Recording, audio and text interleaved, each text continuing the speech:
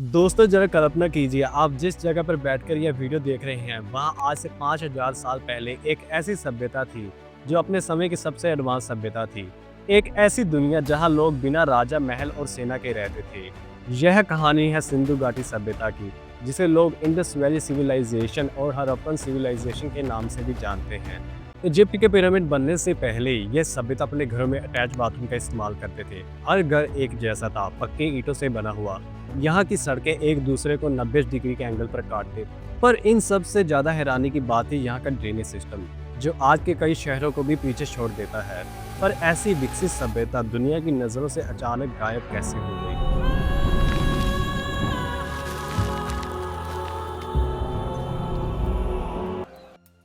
इस सवाल का जवाब ढूंढने के लिए चलते हैं 20वीं सदी की शुरुआत में। कहानी शुरू होती है जब अंग्रेजी सरकार में लाहौर और कराची के बीच रेलवे लाइन बिछाने का काम चल रहा था। तभी पास में कुछ मजदूरों को कुछ पक्की और मजबूत ईंटें मिली।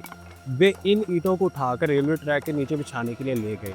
पर जाने अनजाने में ऐसे उन्होंने बहुत से नगरों का विनाश कर दिया। आर्कियोलॉजिस्ट को भी शक हुआ कि इतनी मजबूत और पक्की ईंटें कहाँ से मिल सकती हैं।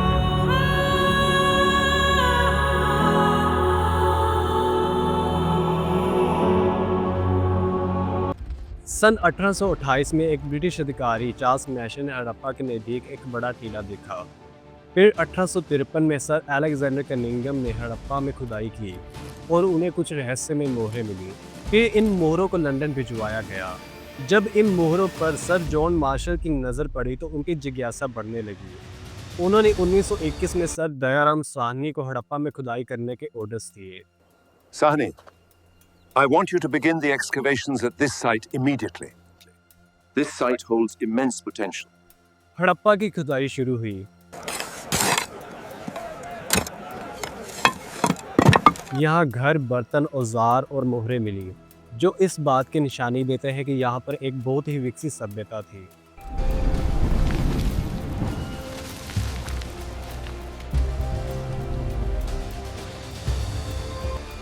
अगले साल 1922 में आर.डी. बनर्जी ने मोहनजोदाड़ो नगर खोज निकाला। यहाँ की सड़कें, ग्रेट बाथ और ड्रेनेज सिस्टम को देखकर सब लोग दंग रह गए।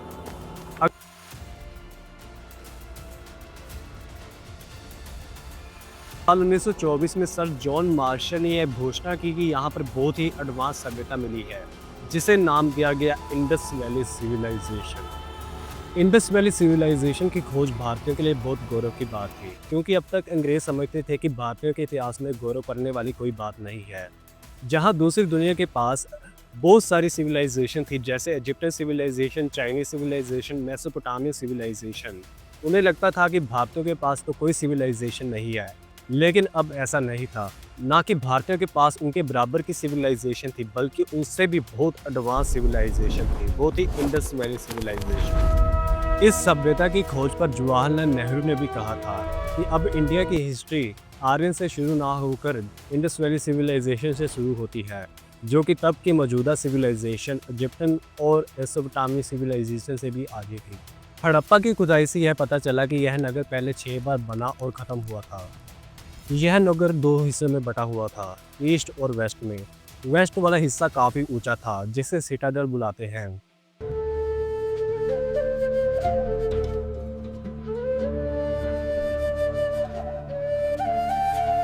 जहां बेशक महत्वपूर्ण लोग रहते होंगे, और ईस्ट वाला हिस्सा जो काफ़ी नीचा था, वहां आम लोग रहते होंगे। हड़प्पा का वेस्ट वाला हिस्सा 30 फुट ऊंचा था, जहां 2 मंजिला घर मिले। हर घर में एक अलग स्नान गृह था। यहाँ वेंटिलेशन के भी लिए सुविधा भी थी। यहाँ के गोदाम बहुत बड़े थे। गेहूं जैसे अनाज को स्टोर करने के लिए ये गोदाम बनाए गए थे। यहाँ मजदूरों के रहने के लिए भी सुविधा थी। इन चक्कियों में अनाज के कण आज भी पाए जाते हैं। अब चलते हैं सिंध प्रांत की तरफ, जहां इस सभ्यता का दूसरा सबसे बड़ा शहर मोहनजोदाड़ो मिला, जिसे मुर्दों का टीला भी कहा जाता है। हड़प्पा की तरह यह नगर भी 2 हिस्सों में बटा हुआ था। ऊंचे वाले पश्चिमी हिस्से में द ग्रेट बाथ यानी कि एक बहुत बड़े स्नान गृह पाया गया, जिसकी लंबाई 180 फीट, चौड़ाई 108 फीट और गहराई 8 फीट थी। यह भी पक्की ईंटों से बना हुआ था। इसे वाटरप्रूफ रखने के लिए जिप्सम और बिटुमिन का प्रयोग किया गया। इतिहासकार मानते हैं कि इसका प्रयोग धार्मिक और सामाजिक प्रयोजनों के लिए किया जाता होगा। चौड़ी सड़कों के किनारे ढकी हुई नालियां भी मिली, जो इस सभ्यता के आधुनिक होने का प्रमाण देती है। यहाँ के हर घर में कुएं और स्नान गृह भी मिले।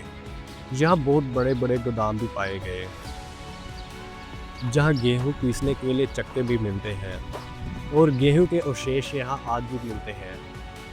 अब तक इस सभ्यता के 1000 से ज़्यादा नगर मिल चुके हैं, जो 13 लाख वर्ग क्षेत्र के किलोमीटर में फैली हुई है। नॉर्थ में मांडा से लेकर साउथ में दैमाबाद तक, ईस्ट में आलमगीरपुर से लेकर वेस्ट में सुक्का गंडोर तक फैली हुई है यह सभ्यता। खोज के और भी महत्वपूर्ण नगर मिले हैं, जैसे कि चनहुद्रो, लोथल, अमरी, कालीबंगम, धोलावीरा, रोपड़ इत्यादि। चनहुद्रो की बात करें तो इसकी खोज एनजे मजूमदार ने 1931 में की। यहाँ बहुत बड़े कारखाने भी मिले। कारखानों में बात करें तो यहाँ पर लिपस्टिक, फेशियल आदि के कारखाने मिलते हैं। एक और बड़ा शहर गुजरात में भोगावा नदी के किनारे है लोथल, जहाँ पर एक बहुत बड़ा डॉकयार्ड मिला है, जिससे यह पता चलता है कि यह नगर समुद्र से आयात और निर्यात के लिए बहुत ज़रूरी था। एक और नगर डोलावीरा से हमें वाटर रिजर्वेयर्स का पता चलता है। अगर तकनीक की बात करें तो सिंधु घाटी के लोग नालियां, सड़कें और घर बनाने में बहुत निपुण थे। वे कांसे और तांबे से भाले, तीर और कृषि उपकरण बनाते। एक और रोचक फैक्ट, वे लोहे का इस्तेमाल करना नहीं जानते थे, लेकिन बाढ़ के पानी को रोकने के लिए डैम बनाना जरूर जानते थे। कुल मिलाकर वे तकनीकी क्षेत्र में बहुत उन्नत थे।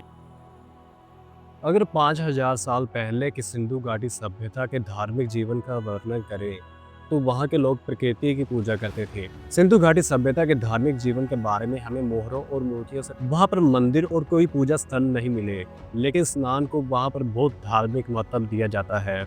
जैसा कि हमने पहले वीडियो में देखा है, the great bath eight Mohenjodaro, वहाँ पर स्नान किया जाता था। वहाँ के लोग मदर गॉडेस, पशुपति शिव, पेड़ पौधे, सांप और कई जानवरों की पूजा करते थे।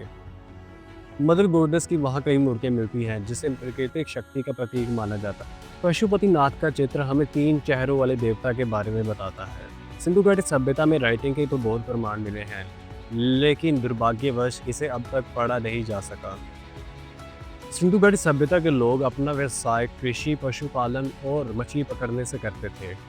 व्यापार के लिए इन नगरों में बार्टर सिस्टम मौजूद था, जिसमें सामान के बदले पैसे नहीं दिए जाते, बल्कि सामान के बदले सामान ही दिया जाता था। सिंधु घाटी सभ्यता के लोग भवन, मिट्टी के बर्तन और मूर्तियां बनाने में बहुत निपुण थे। जैसे डांसिंग गर्ल और बेलियन मैन यहाँ पर एक बहुत महत्वपूर्ण उदाहरण है। सिंधु घाटी सभ्यता से मिली 500 से ज़्यादा मोहरों पर लिखने के निशान हैं, इन्हें पिक्टोग्राफिक स्क्रिप्ट कहा जाता है, यानी कि लिखने के लिए सिर्फ चिन्ह है, लेकिन इन्हें अभी पढ़ा नहीं जा सका। इनमें से पहली लाइन दाएं से बाएं। आगे हम वीडियो में उन कारणों का पता करते हैं जिनसे सिंधु घाटी सभ्यता का अंत हुआ।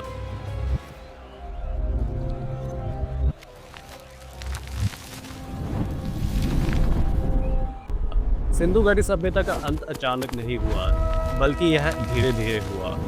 इनके कई कारण थे, जैसे बाढ़ अक्सर आ जाती थी, नदियों के बांध अक्सर टूट जाते थे और अक्सर अकाल पड़ जाते थे। बाद के सालों में सिंधु घाटी सभ्यता के आसपास वनों की कटाई बहुत होने लगी, जिसके कारण खाने के लिए अकाल पड़ने लगा। और कई कारण थे, जैसे भूकंप और भूकंपीय गतिविधियों ने कई शहरों को नुकसान पहुंचाया।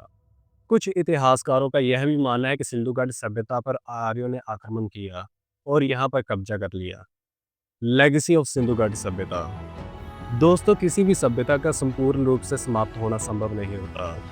हड़प्पा और मोहनजोदाड़ो सभ्यता के चिन्ह बाद की सभ्यताओं में भी देखे जा सकते हैं। सिंधु घाटी सभ्यता की नगर योजना और सफाई परियोजना ने कई आज के बड़े शहरों को सीख दी है, जैसे कि चंडीगढ़, इंदौर इत्यादि। माँ दुर्गा और पशुपति शिव की आस्थाएं आज भी समाज में प्रचलित है। सिंधु घाटी सभ्यता अपनी एडवांस टेक्नोलॉजी, ऑर्गेनाइज्ड एडमिनिस्ट्रेशन